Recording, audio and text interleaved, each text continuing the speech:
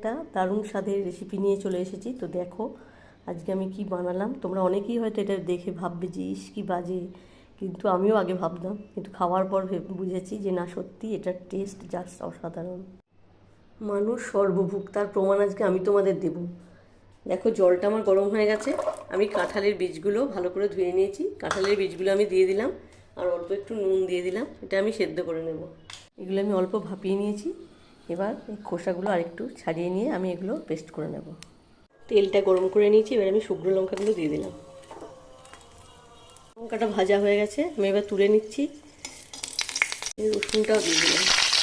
মানুষ এঁচোড় থেকে শুরু করে, তার থেকে কাঁঠাল, তার বীজটাও আমরা ফেলি না। দেখো এটা তোমরাও বানিয়ে দেখো, এটা সত্যি দারুণ। হলো পেঁয়াজটা আমি দিয়ে দিচ্ছি। এরপর আমি এটা মেখে নেব। নুনটা আমি দিয়ে দিলাম। এবার শুকনো লঙ্কা, রসুন আর নুনটা আমি ভালো করে মেখে নেব। কাঁঠালের বীজটা আমি যেটা বেটে রেখেছিলাম সেটা আমি এর মধ্যে দিয়ে দিয়েছি। এবার আমি পেঁয়াজ ভাজাটাও বেটে নিলাম, এটাও আমি দিয়ে দিচ্ছি। এবার সবগুলো একসঙ্গে ভালো করে আমি মেখে নেব। কালো জিরের তেলটাও আমি দিয়ে দিচ্ছি।